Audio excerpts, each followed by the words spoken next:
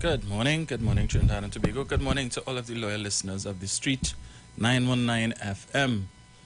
Thank you for choosing the Street 919 FM as your frequency of choice this Sunday morning. As usual, you're tuned into Cooking with Dominic Romain. And I'm, of course, your host this morning, Dominic. So I see that the social media platforms are up and running. Facebook, YouTube, for those of you who join us there. Good morning to all of you guys and to all those who take us in on the radio airwaves. Let me just do this here.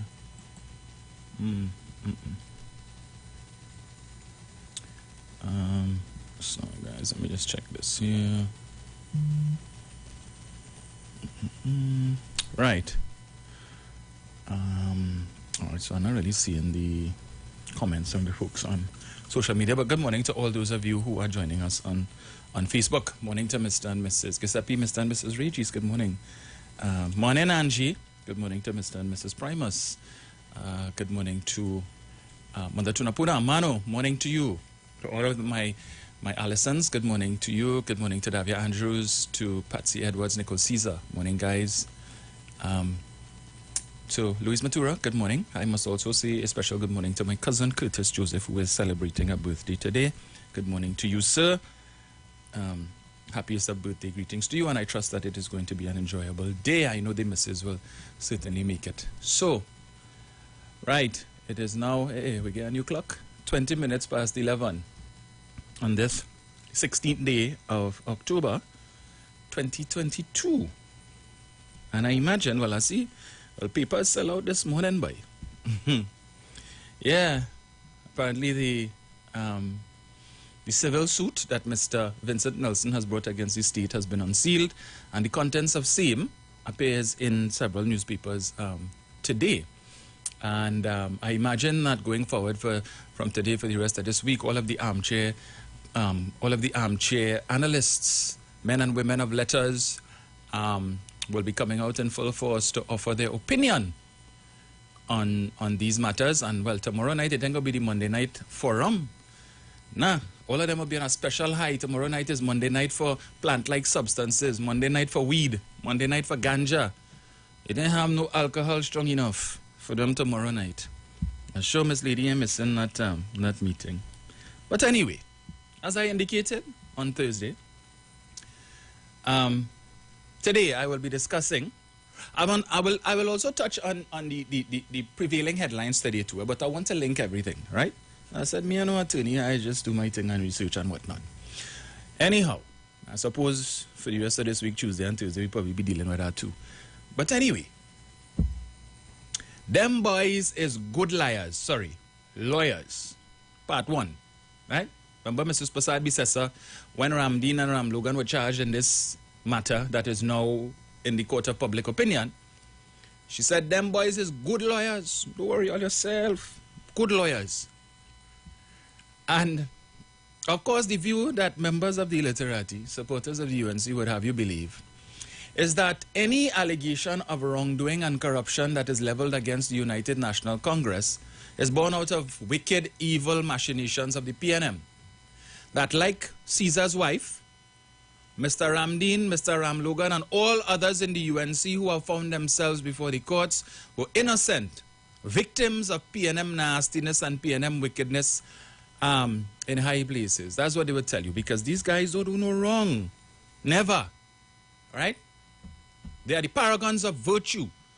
And it's the PNM that invented corruption, and only when you hear allegations of wrongdoing against PNM politicians, which is very rare, would that be true. But on the UNC side, anytime you hear anybody in the UNC charged, it's PNM. So when David Lee was charged a couple of weeks ago, and he came out of the offices of I will try, Angie. And he came out of the offices of oh gosh, I forget that unit that was investigating him there, what's the name of it? First thing he said when the media approached him, PNM at its best. I'm innocent. Is the PNM do that? Well, all right. So we will touch on, we will interrogate, first of all, the character of one of the two men who were charged and against whom charges have now been dropped. Well, at least we are being told for the time being, possibly. But this week and next week, we will interrogate the character of the two of them, right? Court of public opinion. So that is an important court too. To some extent, it's even more important than the criminal court, because the court of public opinion, by and large, determines who will hold the reins of power for at least 5 years in this country. And what is borne out in the court of public opinion and the verdict that is delivered in the court of public opinion, in my view, is more important than anything else, because whether Ram Logan or Ramdeen are made to face the jail for this matter is of no consequence, really, in terms of what the court of public opinion or the jury in the court of public opinion will finally decide. So I started this week with Mr. Ramdeen, right? Good boy Ramdeen. That name, thank you, Daniel, the Financial Intelligence Bureau. Yes, I knew the letters, but it just wasn't coming to me. Thank you. That name, I just wanted to tell Daniel, if I am successful at being becoming the next social media officer of the PNM, I intend to solicit your services as so. I'll let you know in front, you and others who have been laboring in the vineyards of social media for the People's National Movement. So the name Gerald Ramdeen has been mentioned. This is not the first time, it's not the second time, it's not the third time that that name has appeared in allegations of wrongdoing, right? Yes, Angie, you're claiming it. When? 1,000 pardons. Right. Yes, that name, Gerald Ramdeen, has been mentioned numerous times in all manner of wrongdoing or alleged wrongdoing. Let me qualify that statement. Over the years. It's not now. At least 10 years now, we've been hearing and seeing that name popping up from time to time, usually not in a good way. Perhaps other than this current scenario here involving Vincent Nelson, one of the other times where Mr. Ramdeen's name appeared most prominently in an allegation of wrongdoing had to do with Prison Gate. Yes? Some of us might have forgotten about that. When Gary Griffith was Commissioner of Police in the lead up to the 2020 election, he held a press conference one day and he said he intended to close all gates before the 2020 general election. The one gate that he didn't mention was Prison Gate, right? Significant gate in my estimation. But he didn't mention that gate, and to date that gate remains wide open. Yeah? Prison Gate. Involving two attorneys, Gerald Ramdeen and Varun Debedine. I'm going somewhere else, as I said. I want to link it, I'm looking at the time, but I want to link it with all that is happening now. Mr. Ramdeen is accused of copying and pasting witness statements, exaggerating injuries that would have been suffered by prisoners at the hands of prison officers and, in some cases, police officers, in an attempt to defraud the state and defraud you, the citizens of Trinidad and Tobago, by getting a much greater award, greater financial compensation from the court for the injuries that these prisoners allegedly sustained at the hands of prison officers than they would otherwise if the truth had been borne out. Right? I read for you from an article dated May 8, 2014. It's instructive to note that exactly 9 years ago this month, ASP Dinoon, who was the lead officer in charge of that investigation into Prison Gate, told this country through one of the daily newspapers that the Prison Gate investigation was almost to a conclusion, that several witnesses, several individuals had been questioned, several pieces of evidence had been gathered, and all that was left to do basically was to question the two attorneys who are the subject of that investigation, Gerald Ramdeen and Varun Debedine. I read from this article entitled DPP Orders Probe into Prison Litigation. And as I said, I'm going to link it to what is now currently in the public domain. Director of Public Prosecutions, and this is a Newsday article, Roger Gaspard, senior counsel, says he is of the unflinching view that there is more than sufficient material in the ruling of High Court Master Patricia Sobian Awai in the Jamal Samberry assault claim against the state to warrant a criminal investigation of conspiracy to pervert the course of justice and conspiracy to defraud the state of Trinidad and Tobago. 2 crimes, 2 charges. So we know that if and when this matter, this prison gate investigation eventually comes to a conclusion, that there are at least 2 charges that could be proffered against the subjects of that investigation, Gerald Ramdeen and Varun Debedine. Gaspard has since advised Acting Police Commissioner Stephen Williams to commence forthwith an investigation.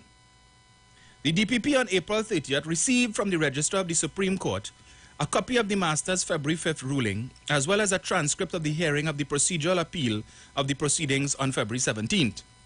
In a statement yesterday, Gaspard said he perused the Master's ruling, as well as the transcript of the procedural appeal, and, ethical considerations aside, he was of the unflinching view that there is more than sufficient material contained therein to warrant an investigation into the commission of several offences, including conspiracy to pervert the course of justice, of public justice, and conspiracy to defraud the state of Trinidad and Tobago.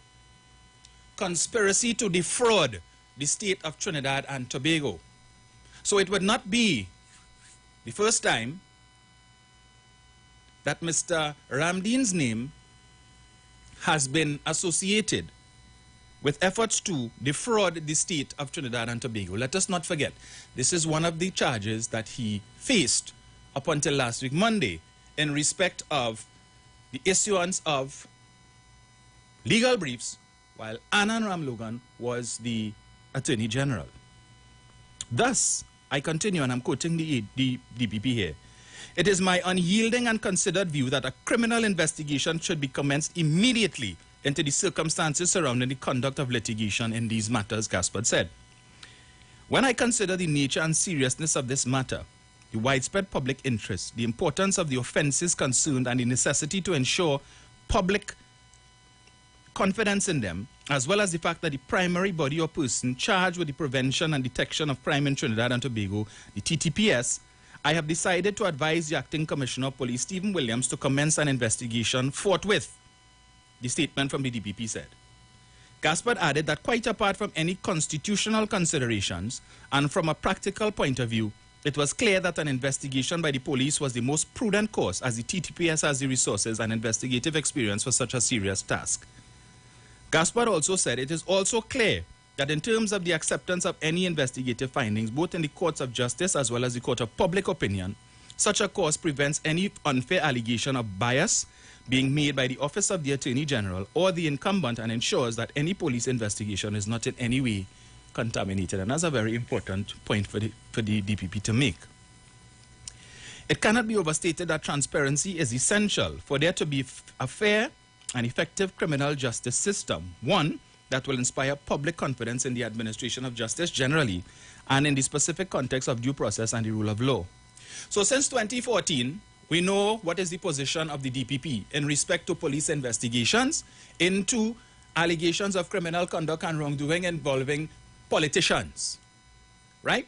He is not about any witch hunt. He is not about any political bias or as the UNC loves to claim, on the part of the PNM, trying to get this one and get that one, right? Because at the end of the day, the DPP has to make a decision on whether or not he is going to lay charges or he's going to instruct the police to make charges. And that is based on his satisfaction that the police would have done a thorough investigation. That is based on his confidence in the evidence that the police brings to him, having reviewed such evidence, and if he is satisfied that a prima facie case of wrongdoing can be made out against the accused and that it is a winnable case, he will then approach the court, will instruct the police to charge, and then things will develop from there. So I want the members of the illiterati to know that when they want to claim, every time a UNC member, a UNC politician, or anybody from the UNC for that matter, who is in a prominent position is charged for wrongdoing, and you all want to make it seem as if it's the PNM, and the PNM, and it's a PNM witch hunt, and the PNM out to get this one, and they out to get that one. Remember, between the PNM and the courthouse is the DPP. And the DPP, based on what his utterances here, is not prepared to be used as any political tool to lock up anybody. You understand? He operates based on evidence and facts. I continue. On May 2nd, Newsday reported the master's ruling has also been referred to the disciplinary committee of the Law Association by High Court Registrar Marissa Robertson. Although neither the High Court Registrar in her letter to the Law Association and Gaspard in his statement yesterday called names, Attorney Gerald Ramdeen, along with Varun Debedine, represent Sambury in an immediate reaction to the DPP statement, said he welcomed the intervention of the DPP to finally bring this matter to an end. This is Ramdeen speaking here. I am confident my name will be cleared in the end. I trust that there will be a speedy investigation to bring this matter to a conclusion. The issue of prison litigation came to the fore after former Solicitor General Eleanor Donaldson Honeywell wrote to the Prime Minister Kamla Persad-Bissessar on August 30, 2013, 6 months after Master Sobian Awai found that significant portions of court filings from previous litigation by prisoners making claims against the state were lifted by Sambury in his assault and battery claim. The former Solicitor General, in her letter to the Prime Minister, also asked her to investigate the circumstances that amount or may amount inter alia to breaches of professional ethics by the attorneys involved and may have the effect of perverting the course of justice and litigation against the state. Right? So this is the former Solicitor General Eleanor Donaldson Honeywell in her letter to Kamla Persad-Bissessar in 2013. But leave it up to the UNC to find some way to say that Eleanor Donaldson Honeywell is PNM. Right? She probably related to somebody or some kind of thing, or she have a PNM party card, or she attended some event that was hosted by the PNM, and they saw her and she took a picture with somebody, you know, or she went to the grocery and in the car park she bunks up somebody associated with the PNM and she had a brief conversation and therefore she's PNM. Yeah. Their lawyers don't do nothing wrong. The UNC is above reproach. Nobody in the UNC corrupt. Any allegation against anybody in the UNC is PNM. PNM Couture, yes. The rest of the country who read in the evidence, who seeing what is there, and who are able to make reasoned judgments. All of us mad. Yeah? All the rest of us is PNM. I continue. She also referred to the retaining of lawyers by the Office of the AG who defended the state in civil law claims while going against the state in prison litigation. In her letter to the Prime Minister, the former Solicitor General also referred to concerns raised by Sobian Awai. Persad-Bissessar last week instructed Attorney General Anand Ramlogan to investigate concerns raised by Donaldson Honeywell as it related to matters involving lawyers engaged in prison litigation. So in other words, Kamla told himself to investigate himself. The start of this investigation was postponed indefinitely following the death of the late senior counsel Dana Sitahal on Sunday. Also calling for an independent investigation was the Law Association, in light of the allegations which may constitute an abuse of process and or perversion of the course of justice and which have the potential to undermine the administration of justice. So this statement was issued by the Law Association back when they had cojones, or when it was led by someone or someones who had cojones. The association, however, asked for full disclosure of all allegations and supporting facts.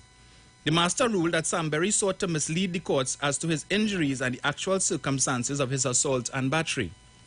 She found the conduct of litigation by Sambury to be dishonest and an abuse of the court, but did not strike out the assessment of injuries and compensation, since she found that he had in fact suffered injuries. The assessment hearing comes up on May right. Expressing her concerns about the copy and paste exercise, the master held that the similarities were so startling that the only reasonable conclusion that Sambury copied and presented as his own sizable portions of the witness statement of one Jamal Fortune. It was significant that the claimant offered no explanation for the obvious copying and use of another person's witness statement. In the absence of any explanation, I concluded that the copying was done deliberately in an effort to mislead the court and to obtain a larger award than that to which the claimant was entitled, she said. Right? This is Master Sobian Awai. We know that Mr. Sambury didn't draft his own witness statement. He didn't draft his own submission to the court. That was done by his attorneys, one Gerald Ramdeen and one Varun Debedine. It's interesting, those two names come up a lot over the last 10 years. In fact, aside from their joint involvement in this case with Mr. Sambury, the name Varun Debedine and Gerald Ramdeen also would have appeared in the Commission of Inquiry into the collapse of CLICO, where the commissioner at that time, Sir Anthony Coleman, would have described their conduct or described them as being lazy, ineffective, incompetent. Those are the words of Mr. Coleman, right? The commissioner for that inquiry. Their names also appear as attorneys representing Petrotrin in the lawsuit that was brought against Malcolm Jones. Yes, Varun Debedine and Gerald Ramdeen. Part of that legal team that advised the state, advised the Attorney General, advised Petrotrin to pursue litigation against Malcolm Jones for the recovery of monies lost with respect to the World GTL, the WGTL plant, right? And then the same attorneys, well, Varun Debedine bust out from the legal team because of some disagreement that he had with Faris Al-Rawi, then Attorney General. And Mr. Al-Rawi was very deliberate in retaining the very same legal team, which comprised also Vincent Nelson, the very same legal team that was appointed by Anand Ramlogan while he was Attorney General. Interesting to note, however, that act of Anand Ramlogan appointing a legal team to deal with that matter was illegal because, according to the Companies Act, the Board of Petrotrin did not have the authority to cede their fiduciary responsibility to the Attorney General, which they did, in breach of Section 60 and Section 99 of the Companies Act. Yes, so it was an illegal act. But they don't talk about that. You see, all of a sudden, Kamla Prasad Bisasa, she know all and sundry about the law. But under her watch, as Prime Minister, the Board of Petrotrin, appointed by her cabinet, broke the law. When they ceded their when they delegated their fiduciary responsibility with respect to the management of Petrotrin and anything related to the management of Petrotrin to the Attorney General. So 2 sections of the Companies Act were breached. But they never talk about that. They don't talk about them things. All right, but that is a discussion for another day. There's another article I wanted to pull up here, right? Now, I raised this article for 2 reasons. One, as it speaks to the character of Gerald Ramdeen, right?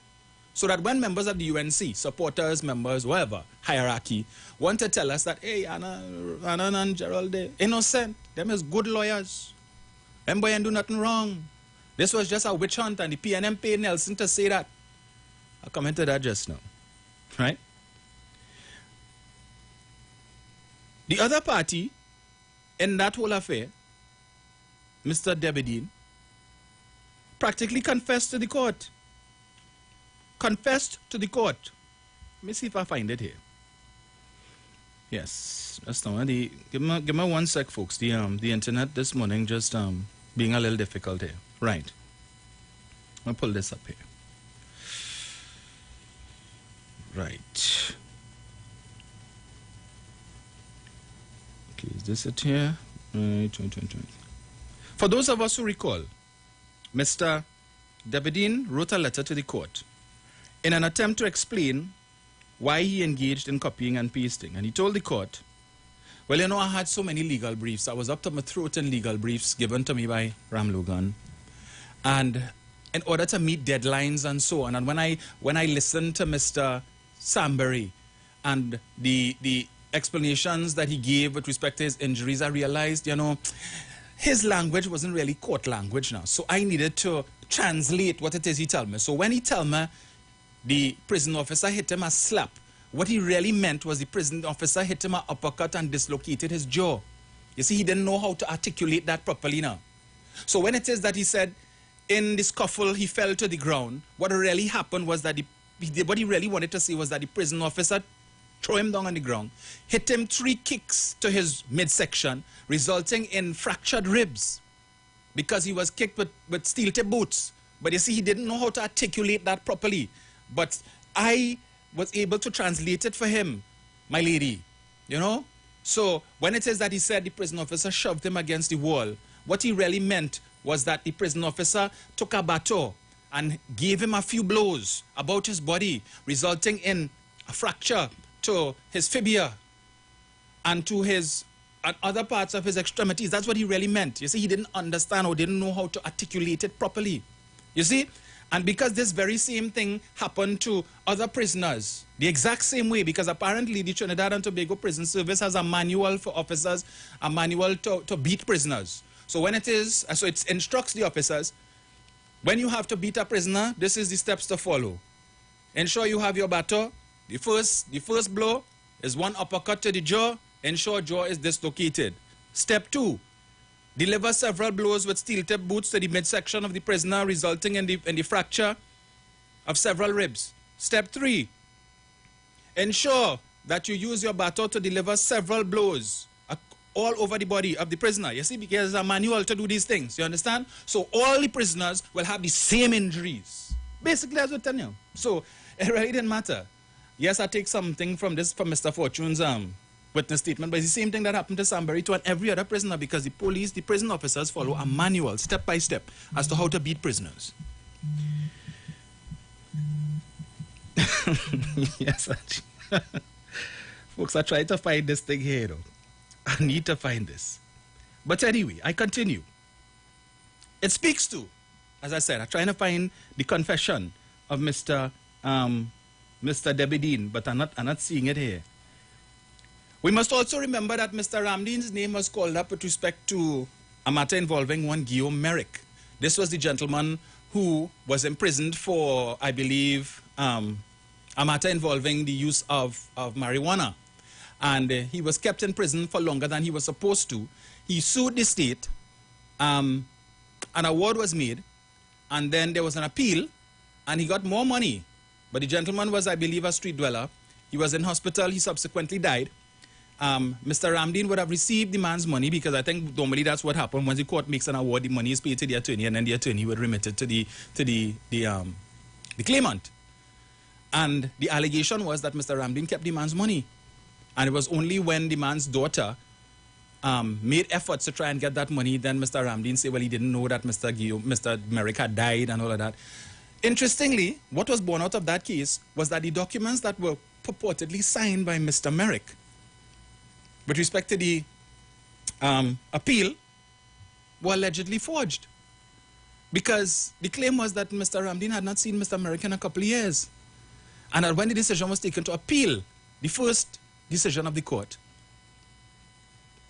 the documents were signed by Mr. Merrick, but Mr. Merrick had not seen his attorney for a while. And there are allegations that, in fact, that there was forgery with respect to those signatures, right? Now, I read out that article just now for you folks for two reasons, as I said. One is it speaks to the character of Mr. Ramdeen. But two, it's been 9 years since that prison gate investigation has been taking place. What appeared to be a slam dunk case, because as I read to you in the article, the DPP was of the unflinching view, just taking a cursory glance of what was before him and based on what was sent by Master Sobiana Y. He was of the unflinching view that an immediate criminal investigation needed to be launched, because based on what he was seeing here, a crime, at least 2 crimes had been committed, right? He was practically ready to say charge, but there's a process to be followed. We have Mr. Debedine, and I will still try to find out probably when we go to the ads. I'll read it for you when we come back. Would have written a letter to the court, which the court rejected, where he tried to explain why he did what he did, so tantamount to a confession. A slam dunk case. We were told in 2014 by ASP Dinoon that the investigation was almost to a conclusion, and here we are 9 years later, none the wiser as to what is the status of that investigation. But the police was able to investigate the claims of Mr. Vincent Nelson in respect of Ramdeen and Ramlogan, that alleged criminal enterprise, in less than 2 years, to bring charges and bring these men before the court. But we still, prison gate involving Ramdeen is still pending 9 years later. 9 years later. 2 attorneys. Same thing here. 2 attorneys. You have documentary evidence which points to wrongdoing. Same thing. Ramlogan and Ramdeen, as Faris Al-Rawi would have told us in the press conference he held last week, it was Mr. Nelson who came to him with the evidence. Faris didn't go to Nelson to ask for anything. The police didn't go on looking for Mr. Nelson to ask for anything. Mr. Nelson came with his notarized statement and his documentary evidence, which included, among other things, bank statements and wire transfer receipts. So aside from his testimony, we are being told that there is documentary evidence which points to wrongdoing on the part of Mr. Ramdeen and Ramlogan. So I am bewildered, bemused to understand how that case could have collapsed simply because Mr. Nelson wants to withhold his testimony pending the outcome of his civil litigation.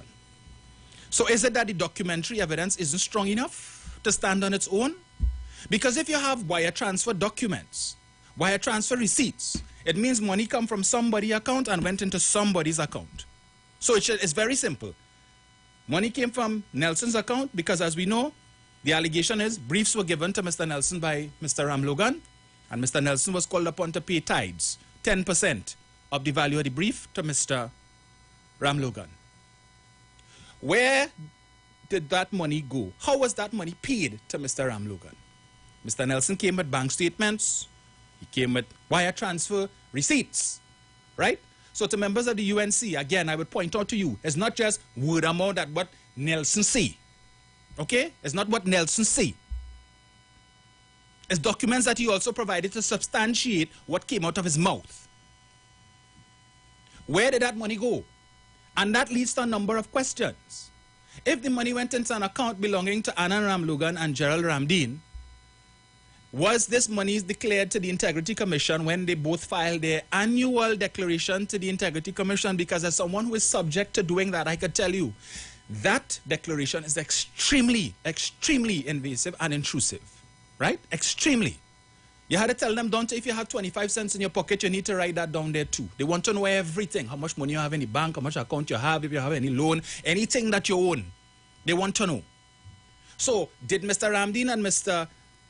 Ram Logan declare these monies in their filing to the Integrity Commission? It leads us to another question. That represents income. Did they pay taxes on these monies?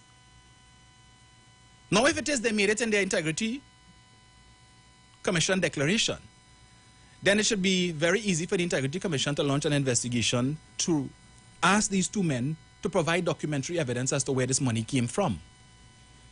If it is that the bank accounts to which the monies went was not in the name of Ram Logan and Ramdeen, but in the name of somebody associated with them, did the police investigate or interrogate such persons to find out where they got these monies from?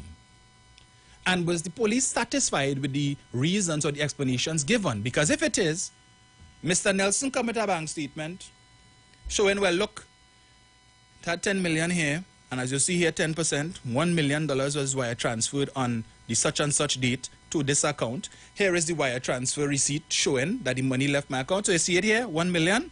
You see the wire transfer receipt that says 1 million was transferred from my account on this date. This is who it went to.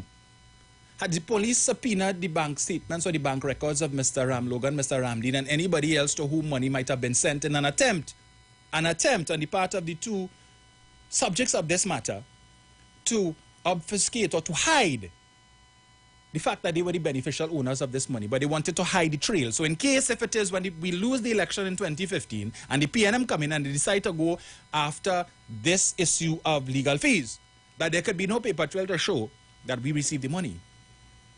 I just asking the question. There is something called the Civil Asset Forfeiture Bill in this country, well, the act, however it is, which gives the authorities the right to approach anybody who they suspect might be involved in wrongdoing with respect to the Proceeds of Crime Act, to ask them, hey, all these things you're buying and all this money you have, where that money come from? Could you please tell us or provide documentary evidence as to where that money come from? All of these assets that you own, how are you able to afford all of these things? And if you are unable to give proper explanation, the state can then move to seize your assets. So if it is that Mr. Nelson, based on what we were told by Faris Al-Rari, aside from his testimony, presented documentary evidence that monies was transferred from his account to somebody's account, did the police interrogate such persons to determine the veracity of the documents that Mr. Nelson provided? Because if you're going to tender these documents to the court to say, well, look here, a transfer was made, did you do sufficient investigations to show that this is in fact a genuine document and that you followed the money, you followed the trail so you could point to, hey, the money went in this account?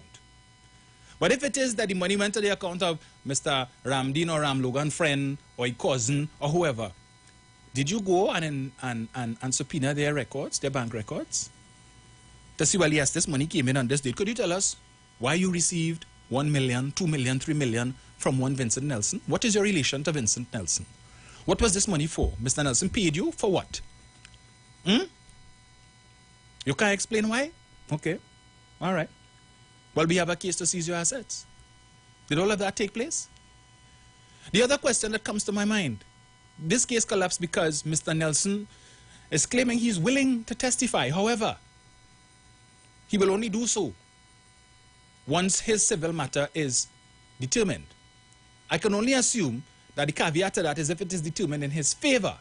Because if it doesn't work out in his favor, then he has nothing else to lose, and he could say, well, to hell with all you, I done lose already, so I'm not bothering to testify. So it is based on his testimony, it seems. Because he refused to testify, the DPP say, well, this case, I can't go forward with this case because the main witness doesn't want to testify. What would have happened if Mr. Nelson's health had taken a turn for the worse 6 months ago, a year ago, and he had died? Is it that the case would have collapsed then? Because dead men tell no tales. Mr. Nelson would not have been able to testify on account of the fact that he would have been 6 feet under, or a pile of ash. So in that case, what would have happened? Would the DPP have then submitted the man's notarized statement outlining details of the alleged criminal enterprise involving himself, Ramdeen and Ram Logan, and take it to the court? Why can't we do that now? So the DPP has also indicated, well, okay, he reserves the right to lay charges at a future date. If it is that your first case collapsed because your main witness don't want to testify, you know for a fact based on documents that you received and this testimony a crime took place. Why haven't you instructed the police to reopen the case or to launch a new investigation to find evidence that can stand on its own to convict these two men, rather than simply allow them to walk free because the main witness now says he doesn't want to testify until? Why didn't they ensure that they had evidence that could stand, notwithstanding, and to take into account the possibility of this happening, that Mr. Nelson could have eventually become a hostile witness? Why was this case hinged only on Mr. Nelson's testimony, and rather than to ensure that you get additional evidence? So in case this happened, you could still go ahead with the case, whether or not Mr. Nelson refused to testify or if Mr. Nelson was unable to testify by reason of him being deceased. When we go to the ads, we'll continue when we come back. Aboard the luxurious Embassy Yacht, it's the pre-pump to Tobago's Carnival, featuring Iwer George. Well, I want to see everybody mad in the front. Alongside your Street 919 DJs. Walk with your coolers. Walk with your food. We board at 2 p.m. and sail promptly at 3 from the Pigeon Point Jetty every day. Tickets cost $200 at Island E-Ticket at 919 offices in Tobago. For more information, call 485-3862. Time off the Tobago Carnival pre-pump from Monday 17th of October till the 21st. Aboard the Embassy every day. Your Tobago Carnival experience begins here. The ultimate carnival premiere event. The first premiere event of Tobago Carnival 2022. Your event celebrity cast starring Showin Winchester, Kamanabi, Viking Ding Dong, Swap Dance Swabby, Mr. Oscar B, the beautiful Adana, Mr. Iwer George, straight out of St. Vincent, Kitty Fabulous, Patrice Roberts, the soca queen herself, will be gracing the stage live with all her massive hits. October 25th, Pigeon Point Beach, Heritage Park. Are you ready? The murder toll continues to rise. The nation is in mourning tonight. 3 people have been found dead. A soldier was shot dead at a quadruple murder in Beverly Hills, Laventille. Where are we right now? We say bring back love. Bring back love. How we end up here today. Bring back PP. Bring back peace. Be your brother's keeper.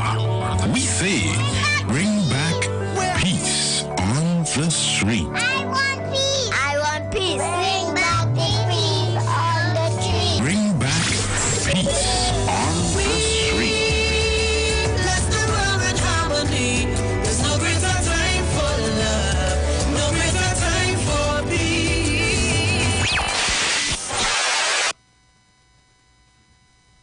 Colors of We and Create a Smile Foundation presents Cheers to Life. Cheers to Life, a charitable event. October 29th, Bear Top Bar, formerly Mari's Bar, on Eastern Main Road, opposite Wassa. Advance tickets cost $40 and 2 non-perishable items, or $50 by the door. Music by top DJs, live performances by Snakey, Eddie Charles, RKG, She tell me she have nobody, but she says she will love. and many more.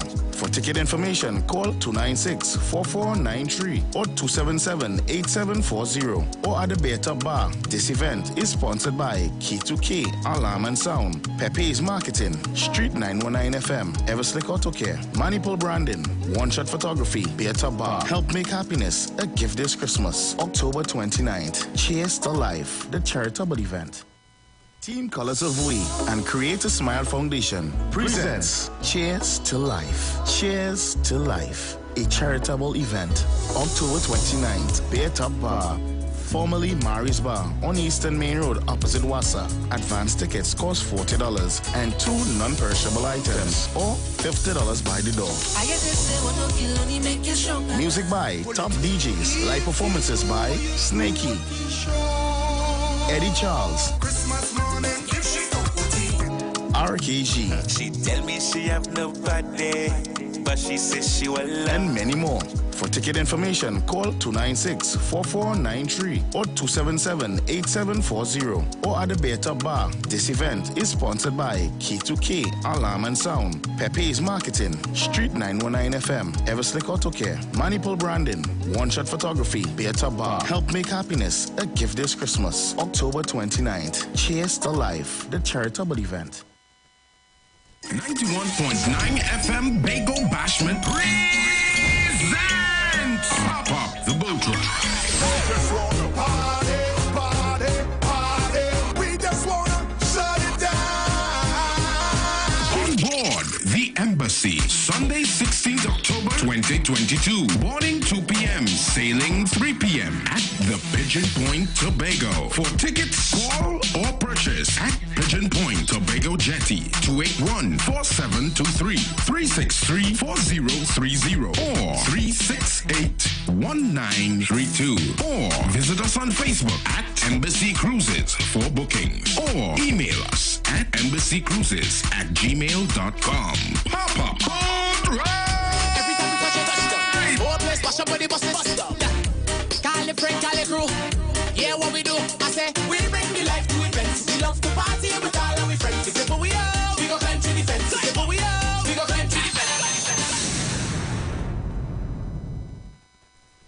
If you're experiencing pain, constipation, headaches, poor blood circulation, high or low blood pressure, diabetes, cancer, swollen or darkened feet, come visit us at Health and Wealth Lifestyle, located at 73 Eastern Main Road, Barataria, opposite Eastern Credit Union. We at Health and Wealth Lifestyle offer a wide range of services. Come and experience our new 3D analyzer, which allows you to have a look inside your body. We also provide live blood analysis, iridology, ionic foot detox with foot soak and foot massage, aquatherapy, full body massage, and organic supplements on sale such as Nano Silver, Nano Zinc, Body Light, cold pressed sesame oil, and more. Health and Wealth Lifestyle, located at number 73 Eastern Main Road, Barataria, opposite Eastern Credit Union. For more information, call 275-8359 or 288-1108. Join Nicole Huggins for Health and Wealth Lifestyle Tuesday morning from 11:05 to 12 noon. Right here on the street 919 FM. Join Pastor Kelvin Heinerine and friends for The Way, The Truth, The Life Radio Ministry, a Church of God ministry, live on the street 919 FM from 6 p.m. to 7 p.m. This and every Sunday on the street 919 FM. Jesus said, I am the way, the truth, and the life. No man cometh to the Father except through me. John chapter 14, verse 6. For further information, contact 686-3845, 349-5178, or 342-7303. 91.9 is counting down 91 days of Christmas. Yes, 91 days of Christmas. It's karaoke, prizes to be won, giveaways. It's the 91 days of Christmas on the street. 919 FM. I could sing a good serenade. Oh, it's Christmas.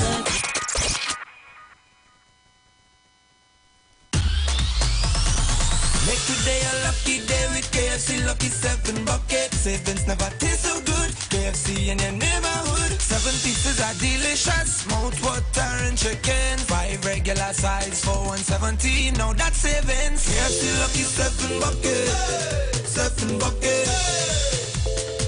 We're lucky with KFC. Happy to save with a KFC Lucky 7 bucket for only $117. We're lucky with KFC. Want to furnish your home in style? Stylish Furniture makes this possible. Shop using our affordable layaway options to purchase any of our modern sectionals, dining, living room, or bedroom sets, and receive a dinner voucher for 2 at Atelier's Restaurant and Lounge. For further information, contact us at 652-2542, 652-2688, and 790-1202. You can also visit any of our branches located at 101 Crackness Village, Princestown, and 51 Rushwood Street in San Fernando. Stylish Furniture, for the style in you. Share the live. Share the live. The Street 919 FM on Facebook and Instagram. Share the live. Iowa George on Instagram. Share the live. Iowa TV and Street TV on YouTube. Share the live. The Street 919 FM.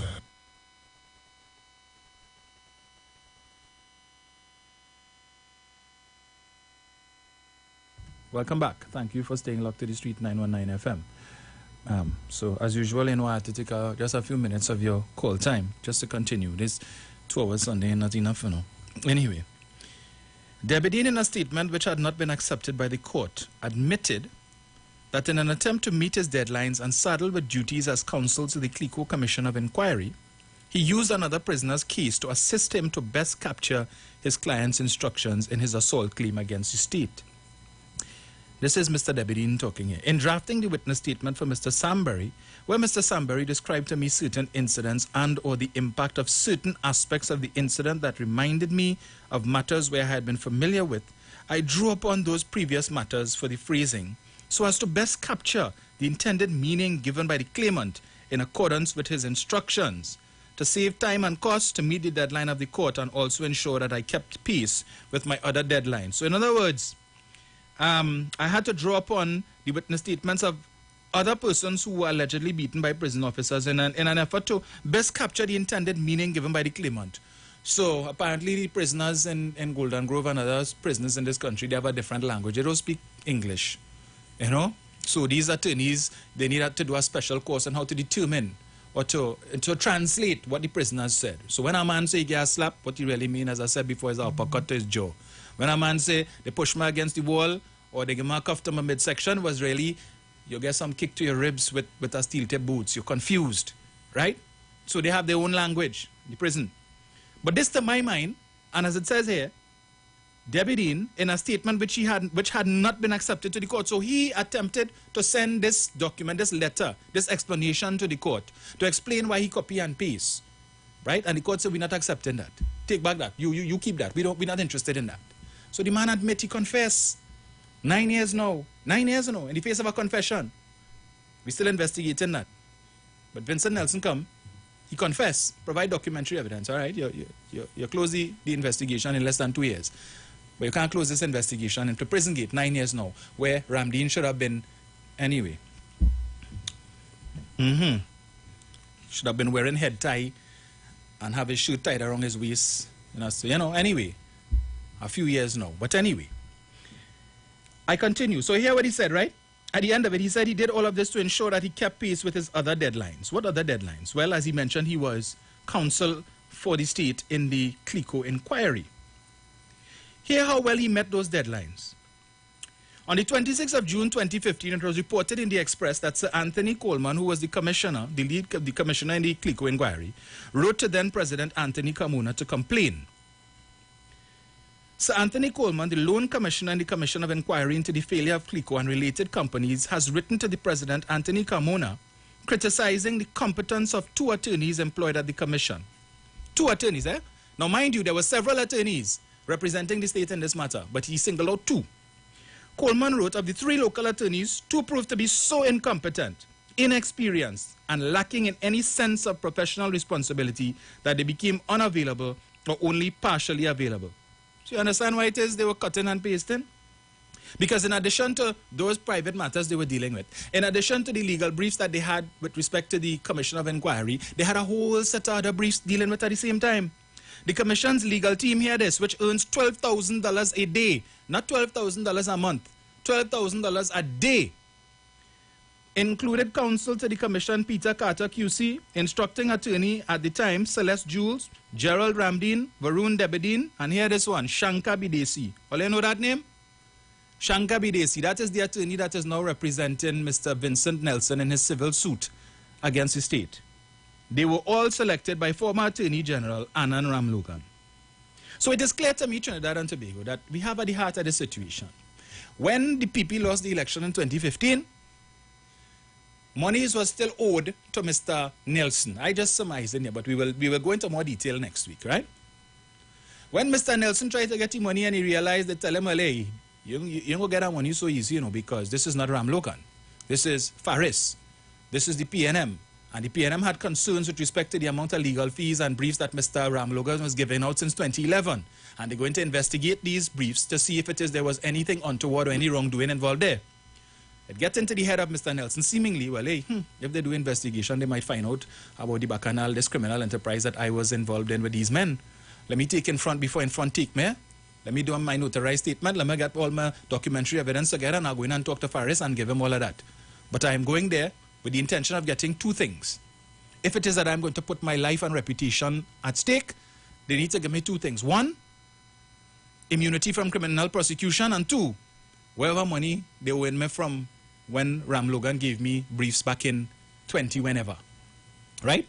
Because I would have mentioned to you all last week, and I'll probably touch again on the article, where it was noted that in 2014, when Mr. Nelson received a brief from Ramlogan to treat a case involving the Board of Inland Revenue and BPTT, he opted to go for a retainer for £1.5 million, which was to be paid to him in 10 installments of £150,000 each.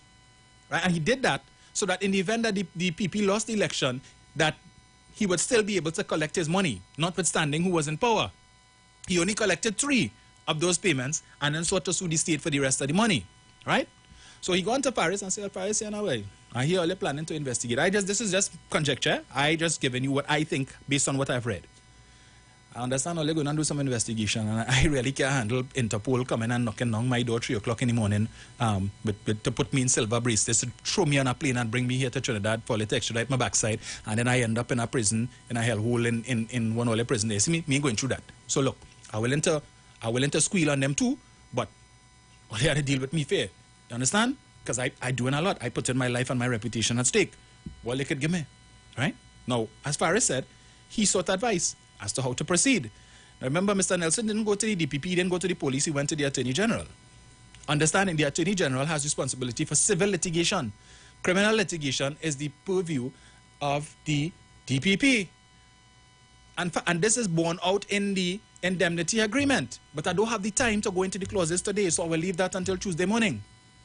But essentially, people, in the interest of time, because I don't want to take up too much more of your time, it seems to me, again, based on my limited reading and what I've seen in the public domain so far, is that Mr. Nelson's litigation, his civil litigation, and everything that he's asking for was born out of the decision of the DPP not to offer Mr. Nelson immunity from criminal prosecution. In other words, the decision of the DPP to lay 2 charges against Mr. Nelson, in the main, would have given birth to everything that has ensued with respect to Mr. Nelson's civil litigation. Mr. Nelson is asking for, among other things, a refund of the $2.25 million fine that was imposed on him by Justice Holdip as a result of the 2 charges that were laid against him.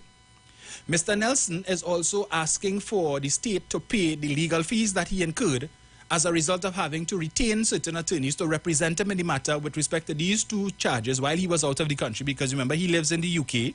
So every time this matter come up in the local courts, he can't jump on a plane and the man's sick, to jump on a plane to come to Trinidad and then to jump on a plane and go back to the UK, right? So those 2 charges that were proffered against him, thanks, Maro. Those 2 charges that were proffered against him resulted in him having to retain legal counsel, and he racked up legal fees, which he didn't count on or which he didn't contemplate when he jumped on the plane the first time to come to Trinidad to confess. He wasn't studying. He didn't think that that was going to happen. So the 2 charges created a situation where he now had legal fees to pay. The third thing that he's now asking for is compensation for the damage to his professional reputation in the UK. I understand based on my reading that he's no longer able to practice law as a tax attorney by virtue of the fact that he would have pleaded guilty to crimes committed allegedly in Trinidad. And so now he has a criminal record against his name, and that there are certain authorities in the UK who have been made aware of Mr. Nelson's plea of guilt, and therefore he was thrown out of his chambers, and he's now, I think, the subject of some investigation, or as it may or may not be, in the UK with respect to some tax entity in the UK as well. So he may very well find himself being the subject of a tax evasion investigation and so on. So essentially, arising out of those 2 charges, all of these things that ensued, he is now suing to be compensated for that. Now, Clause 4 of the indemnity agreement, the Attorney General, Faris Al-Rawi, commits to make a recommendation to the DPP to not charge Mr. Nelson, to offer him immunity from prosecution. Mr. Al-Rawi didn't guarantee Mr. Nelson that he would not face criminal prosecution. He said, and it is borne out in Clause 4, which I will read probably on Tuesday. The Attorney General acknowledges the authority of the DPP to make that decision. I, the Attorney General, cannot make that decision. The best I could do for you, based on the information that you have brought before us and the significance of same, I could probably make a recommendation to the DPP to consider the significance of this thing and perhaps not charge you. But at the end of the day, it is left to the DPP to decide whether or not he's going to charge you. The DPP decide, a charging. He laid 3 charges initially, and then one of the charges was dropped as a result of the plea deal that Mr. Nelson would have entered into with the state. I don't think at that time that Mr. Nelson contemplated what the outcomes was going to be as a result of him making that plea. Because up until that time, he could have said, you know what, here, what? I changed my mind, you know. This thing I look into, Rosie, on my side. Give me back my documents. Recant that statement. Let me get back on a plane and go back to the UK and take my chances. Yes, let me call Ram Logan and Ramdeen and apologize to them for what I do and leave it so. Because apparently Mr. Nelson wasn't aware of the slow pace of the investigative process in this country. Because had he not come and turned state witness and offer that evidence, perhaps there might never have been an investigation into Mr. Ram Logan and Ramdeen with respect to what we now know. That investigation only came about after Mr. Nelson came with his documents and offered to confess. But like he didn't know that, because he probably thought the investigative system in Trinidad and Tobago was as efficient as the one in the UK. But he didn't get the memo that is not so.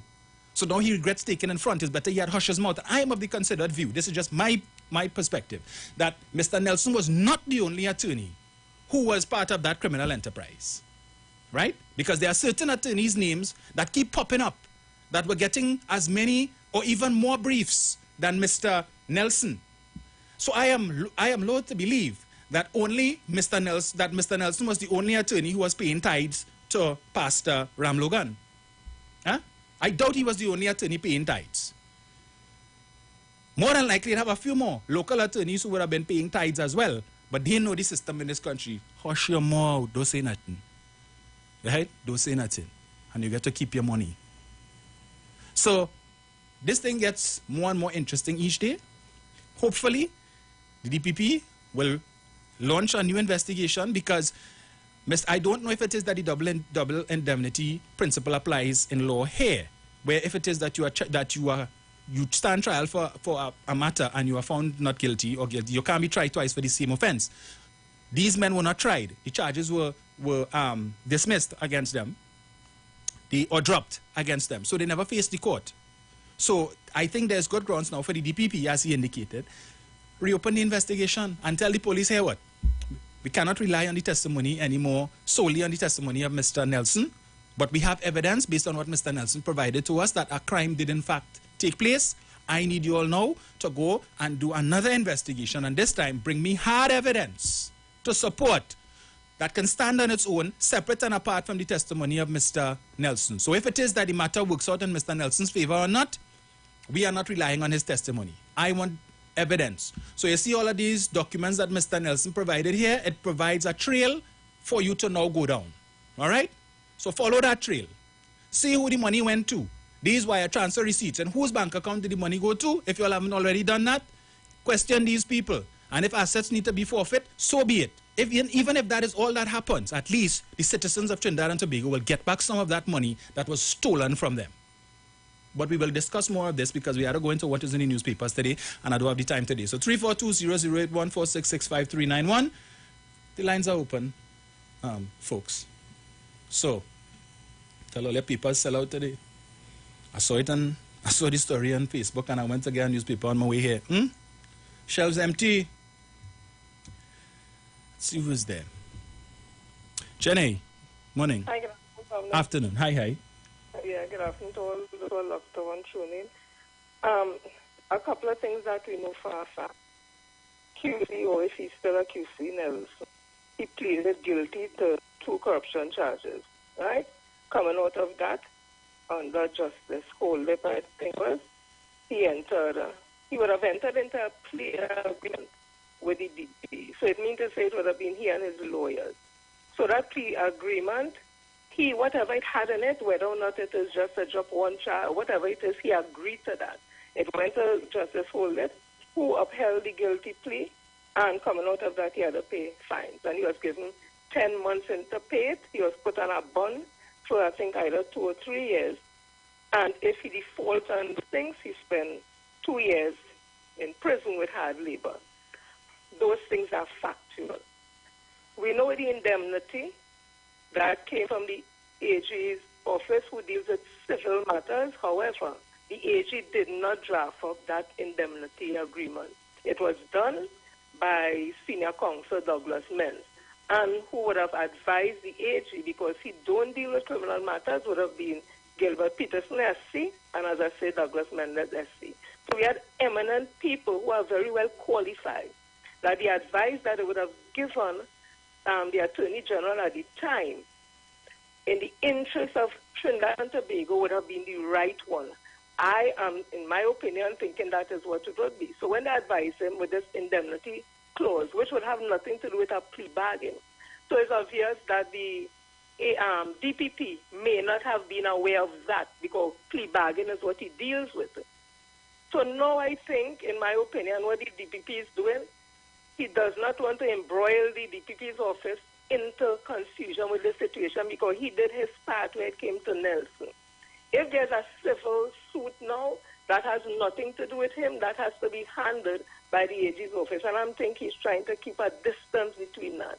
So in my opinion, not being no lawyer and being a bush lawyer, I think that he's simply saying, all you fix, all you mix in a civil suit, get that out of the way, and we will continue with whatever new evidence you will bring forward.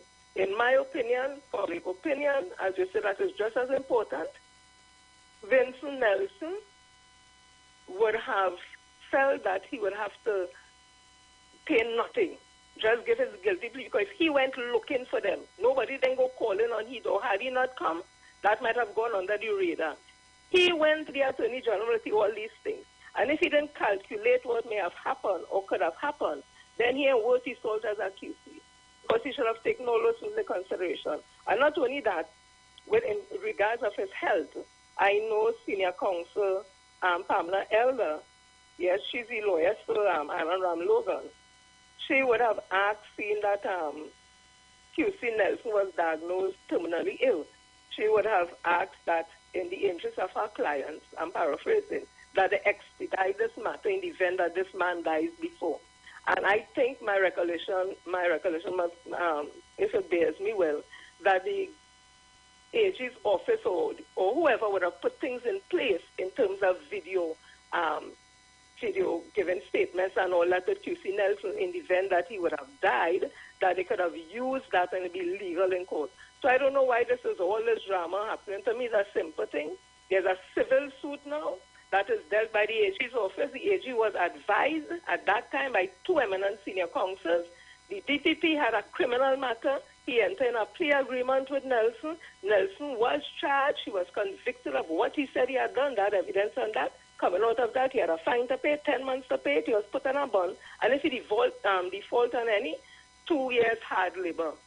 If he fall on hard times now, because he don't have money, because I don't know how he thinks, he could have implicated and put himself in a case where he found guilty in Trinidad and Tobago. And we such a banana republic that news going to get back to England and that he would not be the bad when they're even more strict with how they deal with lawyers. So I don't understand his thinking at all. So if he's broke now and he doesn't have money now because his health is challenging and he can't find work and all that, and he wants to hustle the taxpayers of Trinidad and Tobago, I want to tell the government, give me my money out of that first before anything, because me ain't paying he. When he say he guilty, they charge him for it. He has to pay for it and he expects to get nothing, and now he wants to renege. So he shows he's not an honorable man. You want to renege now and you want to sue we in this country? Is you say you guilty and is you bring evidence to show what you do that make you guilty and they get charged with, and now you want we to pay for that? When the AG asks and advise and recommend the indemnity clause, the AG never tell you at the time, yes, that is going to happen. The only thing he was sure about is the plea bargain between he and the DPP. So I think, as an end, QC, Vincent Nelson is a very dishonorable man. He has no character. He has no credibility with anything, and he's not to be honored and nothing that they have him. Let him stand the thing. I ain't paying no money. Trinidad and Tobago ain't paying no damn money. Too bad with the blasted stuff I got. Thank you, Jed. And I suppose that is why Ram Logan chose him. But my question too is, if a charge was dropped based on the plea deal, is Mr. Nelson now not in breach of that plea deal because he didn't live up to his end of the bargain? So why isn't the DPP reinstating that charge against him? Hello, good afternoon. Good afternoon. Good afternoon, sir. How are you this afternoon? I am good. And you're quite right, you know. And Jenny, you're quite right. Because I can't sell no charge because let me tell you, I voted for this administration in 2020 because of the arrangement that Jenny just outlined. That if this man dead, my evidence still strong in court. So these Ramjack faction going down. But my past attorney general said to me some time ago, you know who is the lawyer, that man? And that's how I get to know who is this lawyer. And I'm saying, well, wait now. And here what somebody said to our radio station. I want to see the evidence come out. And I'm saying it's just a matter of time before that lawyer make that the agreement public. You know what they are trying to do, Dominic? Mm-hmm. They are trying to use public opinion in order to sway the matter in the court. That is what Pamela Elder came out and that is what she did the other day, you know. By coming out and make this statement that she made is to try to sway public opinion to order to subjudice the matter that if it comes to court, the magistrate will say, well, here we're going on. This is wrong too much in the public so that they cannot get a fair trial. That is why the DPP took his hand off. And let me see where this piece is going to go. So you see the move they make this morning by publishing that? I tell you, if the man did, he was already sentenced, headlong to jail and given no much time and a time to pay. So he was found guilty. In order for me to charge Ram Logan and Ramdeen, the evidence that he brought before me, I had also investigate that as the DPP, not the Attorney General Office. In order for the police to charge them, for me to tell the police to charge them, the evidence that I received from the Attorney General Office, from this Vincent Nelson, they're going to make me charge them, right? You understand where I'm going, right? Yep. Right. So, if This man ain't testify when this matter done. I already have. That is why I took the computer, I took the laptop, I took all that. That's why one of them, they been calling for that. People calling and asking, I would like to get back my laptop. I make a noise on behalf of Ramdeen. Right, they want to get back the laptop. These two individuals up to now, you've not heard them nowhere in the public making a statement. They're using the opposition leader, they're using the lawyer in order. And they use his lawyer now. Because his lawyer do that, if you look up on behalf of the client, in order to make these fellas and them to make it look like the DPP office is prejudicing the matter. So I had the DPP, I go sit back and let the matter run. And after a while, because they were going on, I have evidence to show that outline on a program that you was on, that a man was depositing how much, 50,000 or 40 something. How much you gonna deposit at one time a day? Up to 60, but he was depositing 43. Right. I have evidence that a man was depositing 43,000. Yes. Right. So that man had to account to me. I don't have to charge him for that, tax evasion. You see all the things that you outline? Explain your wealth. So you now, I don't have to charge you based on what Nelson tell me. I have the evidence that this is what took place. How did you get this money? How did you pay off for this property? These are the questions that I'm going to ask you now. So I don't have to use Vincent Nelson anymore. So let that matter run and let it die out. I have enough evidence now to hold on it. Enjoy, lady. Thank you, sir. Hello, good afternoon. Yeah, good afternoon, Dominic. Good afternoon, sir. Your two first callers give us the thing, but I just want to top it up. Mr. Vincent Nelson, I would like you to either give the Attorney General or the DPP a date when you will be appearing before the courts of Trinidad and Tobago as a witness in this matter. Because I hear all about indemnity claim and your civil thing, but you can't hear that before we hear you in the courts of Trinidad and Tobago concerning this matter with Ramlogan and Ramdeen. You must appear in our court. Give the date, and we will make sure that it is being done, that you appear in the courts of Trinidad and Tobago in this matter. Thank you very much, Dominic. Thank you, sir. Again, I am asking the question: why hasn't a new investigation been opened or reopen the whole investigation? All right, and do some more. You need to. How could a case hinge simply on the testimony of one man? How? And therefore, the DPP indicated that he was minded to enter the notarized statement outlining the alleged criminal enterprise into the case to replace Mr. Nelson. And then he decided to go against that. But my assumption is perhaps the reason why the DPP did not want to give Mr. Nelson immunity from prosecution is so that the defense couldn't come and say, when the trial came to hand, well, look, the reason why Nelson's saying what he says is because they gave him immunity from prosecution. So therefore, they tell him come and lie, and then they give him immunity from criminal prosecution. So he could lie on Ramlogan and Ramdeen, and then the question would then be, well, if he say he committed a crime, why hasn't he also been charged?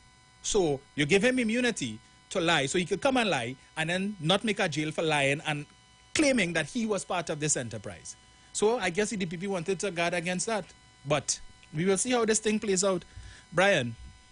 And I understand all of that. Good afternoon to you and your listeners and callers. Yes, sir. But I'm asking the question because before all of this came out, didn't we all know that this gentleman had a terminal illness? Yes. And we all knew that this case, he may succumb to this illness before this case is completed, not so? Yes.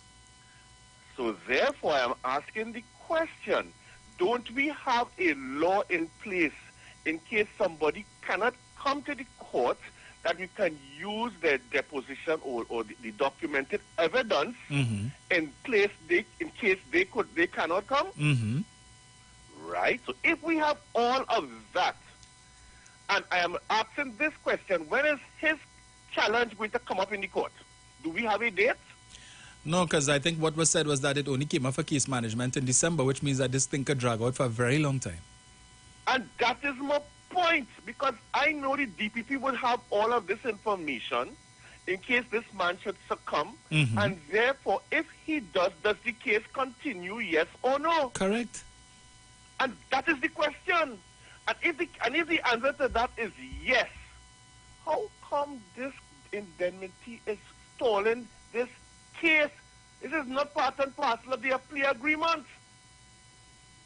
And I cannot, for the life of me, understand why the case cannot go forward. Because let's suppose he doesn't get his money, as I said earlier. Let's suppose the case does come up and he fails. He doesn't get any money because, according to what MP Iwer said, he was advised that his case would fail. Okay, let's assume it fails. And he said, well, because I get vexed, me ain't getting no money. So you know what? All of a sudden I have amnesia. What happens to the case against the other two gentlemen? Let's assume, and he said, look, see me, I go back to England, yes? So let's stop right there, go and just hang out with whatever monies I have. Yes. Because I can't practice in the States, and I ain't staying in Trinidad for no old talk. I go on, bye-bye. Yes. Have a good day.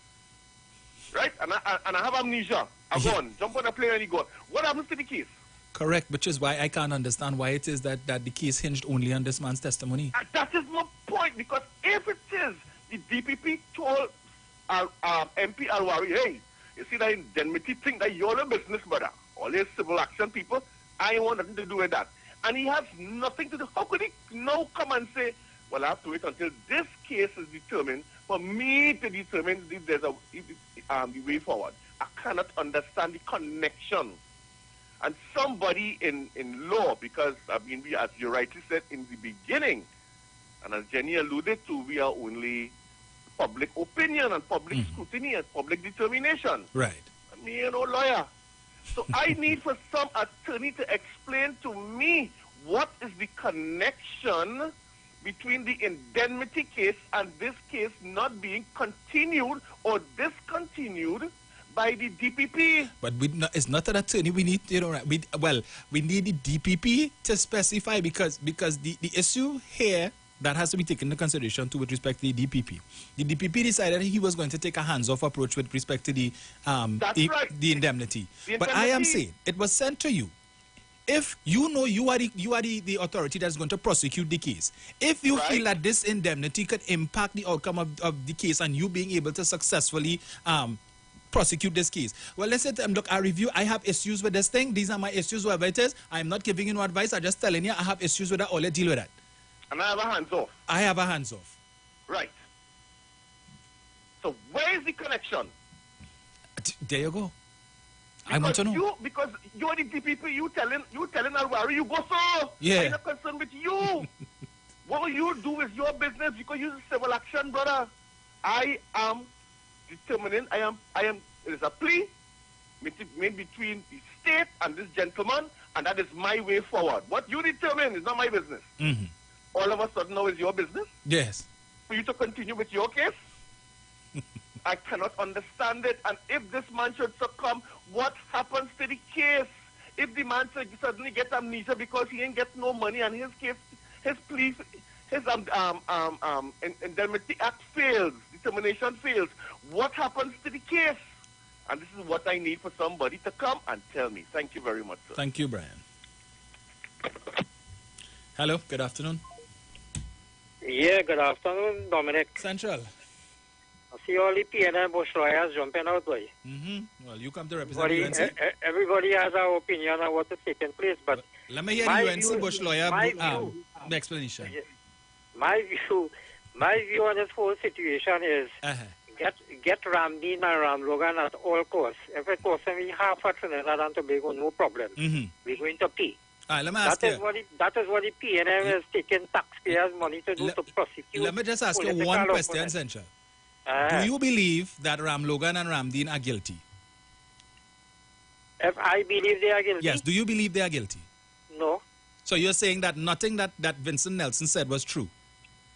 Well, I am not one of the Bush lawyers to pontificate on anything. I am just giving my view. Okay. What I am saying is that the PNM, they have money to do this and that, but they could find millions and millions of dollars to spend on all kind of legal fees to prosecute political opponents, money that could have been better spent in this country where the PNM is always crying that we have money and the country broke and this and that.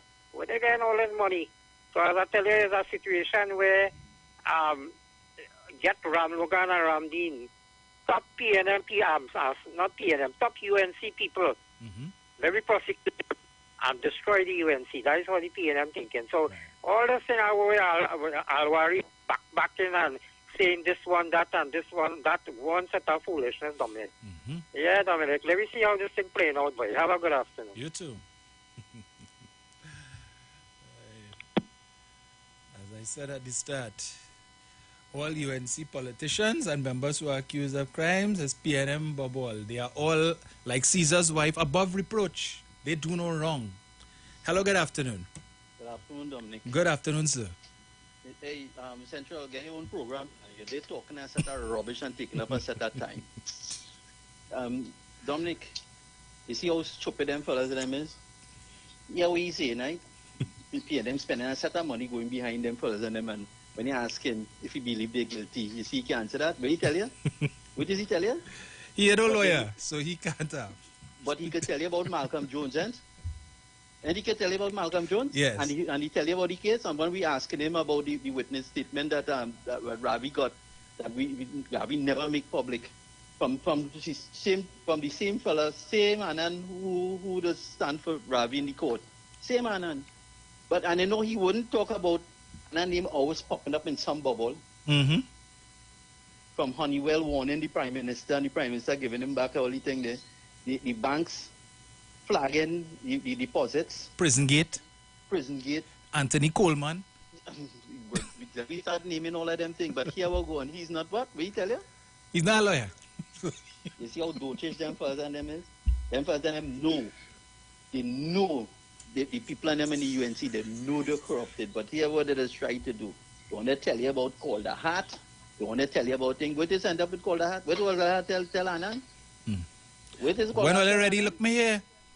How much money we spend on Calder Hat? How much money we spend on the commission and the carrying to get that Calder Hat, to get back the money that Calder Hat thief? Yeah.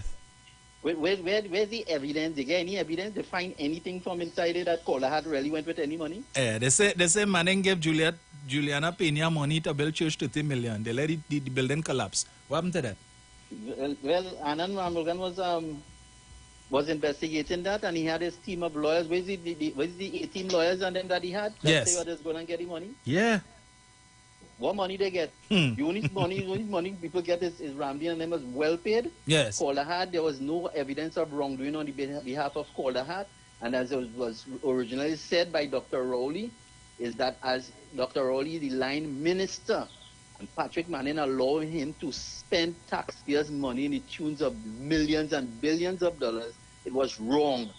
That was the argument. If you listen to Dr. Rowley's argument between the time, that was Dr. Rowley's argument, because Dr. Rowley was also trying to tell us is that when the same UNC and them pressuring him to answer the questions, he doesn't know anything about it. They go say he thief it, they go say it's land date and all kind of nonsense. You remember they tried to set him up and try to make him get fired from his job with the land investigation. What is happening to the commissioners and them? Why they had to leave the job? Because they want to leave the job in disgrace? Yes. You see how the UNC all behind setting up people? You won't talk about Eric Williams and Franklin Khan, who Kamala Prasad says, and who is the next person? Who said them first and them take bribe? What happened to the witness? When the witness turned around looking for the support from these two people, the same Prime Minister, Kamala Prasad Bisesa, who they worship, where she was, have she ever apologized to these people and them for making them lose their jobs? She has blatantly lied on these people, and she's doing the same thing, just as she did with Anna Roberts and Live Sports. She's doing that. Try it in public, because right now the matter is not in court. So now that they can talk, so they're coming out and they're talking and things. So in other words, they're switching it from the criminals and them to the people and them who trying to go after white-collar crimes. And we taking that stupidness. Not all people stupid. We want to know. I want Elder to tell us what she know about the case, because I'm sure, as the lawyer for these people, they have to give us certain information about the transaction, which she knows. So it's time that I am calling an elder as she wants to know about Paris. We want to know about her case on her side too. These fellas actually did what they do. Thank you. Thank you, sir. That's the unfortunate thing about being an attorney and a defense attorney, that even when you know your client guilty as sin, you're still representing them. Hello, good afternoon. Dominic, I just had a call back. Yeah, Jen. You know, when the communities that are largely has persons of African descent come out and say he's a good boy, and there's good boys, the whole society does take them to task, right? Yes. But you know, that's exactly what happening now in the Indian community. Ramdeen and Ram Logan, there's good boys.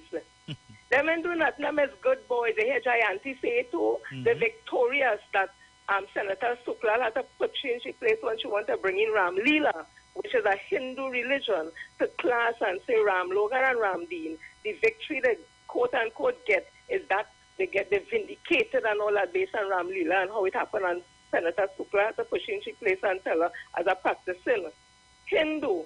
Basically, she take offense to that kind of analogy. She want to bring Ram Logan and Ramdeen against the Ram that she knows.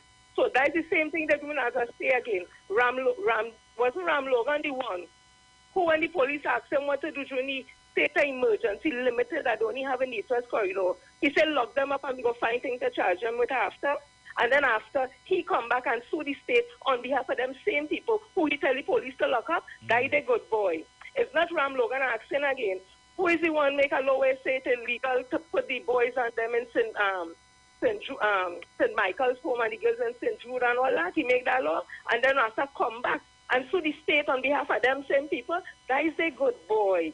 Wasn't he the one who was in front the warlords and them the recently in the Privy Council when he lied about the date he was there and they catch him on the date he lied and he was there and he said he was there that day, he was not there, and then when they look at the records they say but he was there. That is a good boy.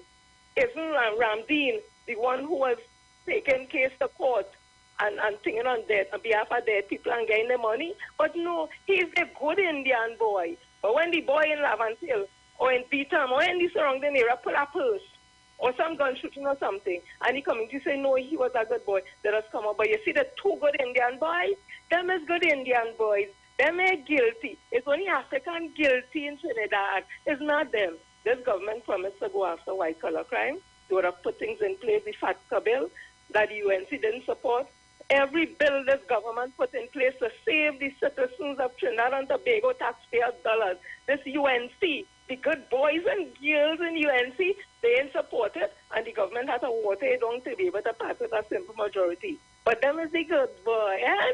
And Man and Peter, good Indian boy, with a proud and special Indian name, them that do no wrong. Only Africa, eh? This is what we're living in right now. And we will stand for what is right and truth in defense of Trinidad and Tobago, all races. Thanks again, Dominic. And Dominic, before I go, are you going to announce that you're vying for the post of social media? What it is? Social media officer. Social media officer. I think you need to start announcing because, you know, you have my support for saying it all here. They need somebody who's fearless on social media to help we when we standing up in defense of this country and what is right. Thank you again, Agon. Thanks, Jen.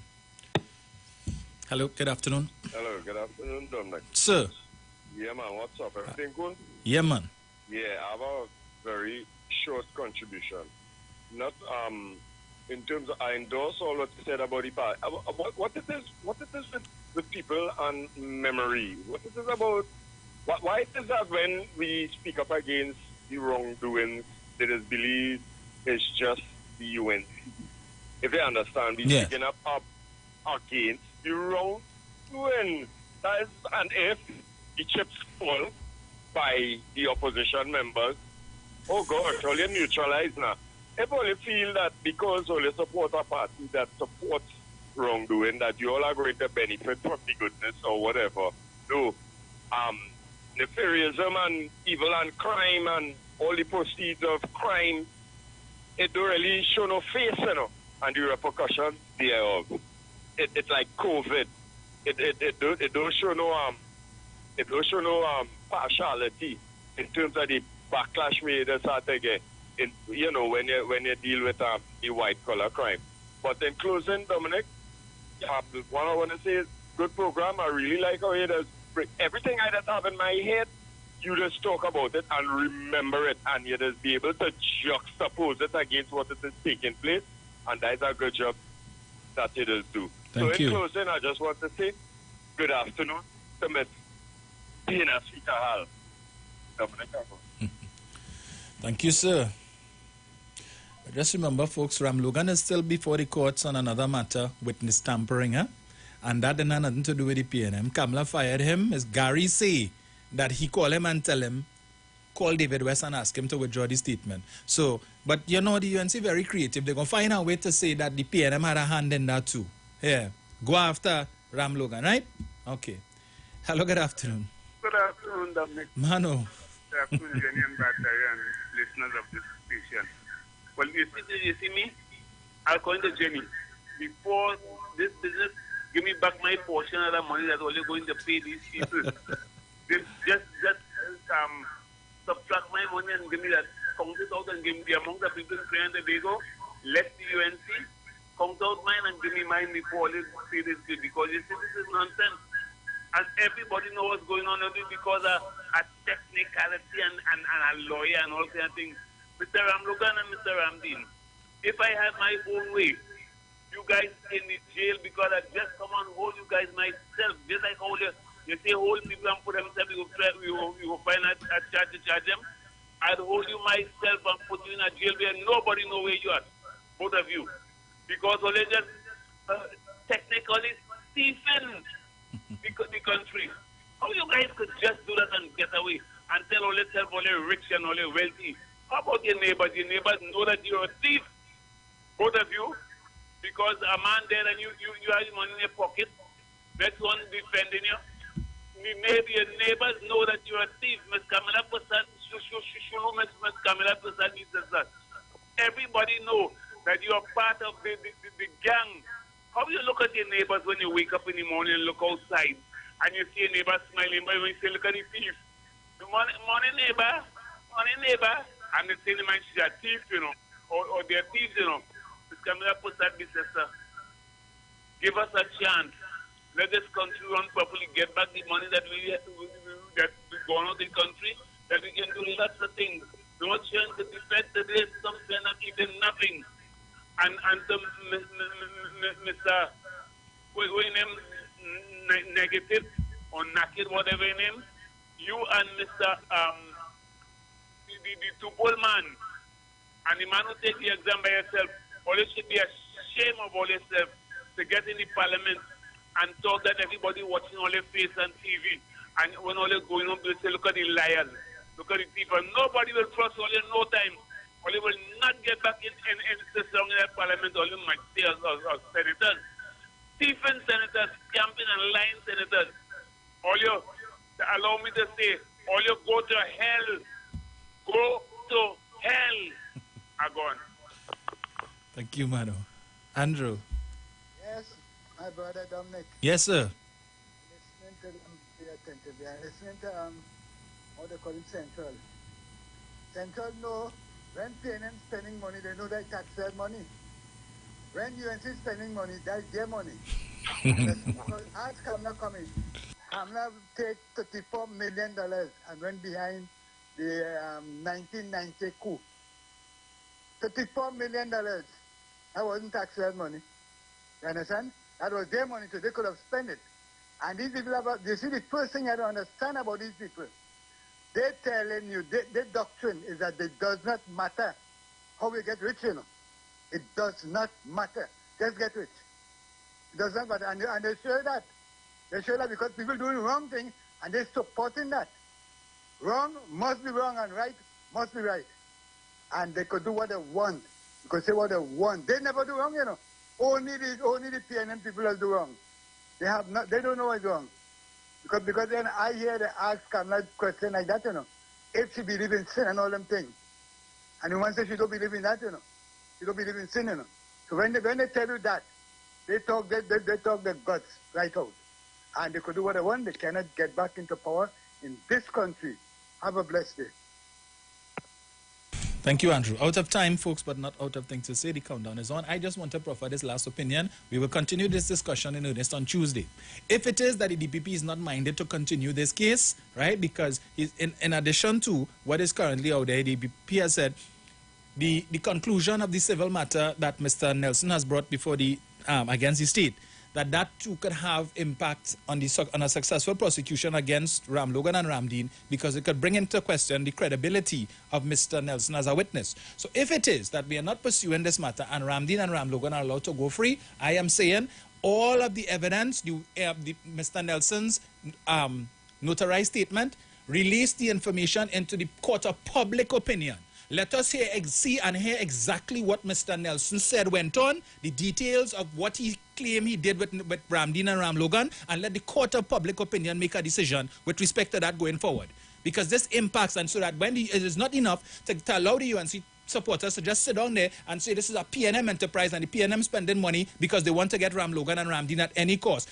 Put the information out there. Let us hear what it is that Mr. Nelson said happened. Let him, everything that he has outlined in the court of public opinion, and let us debate it in the court of public opinion, because that is going to have an impact with respect to elections that are coming up, right? So let us know.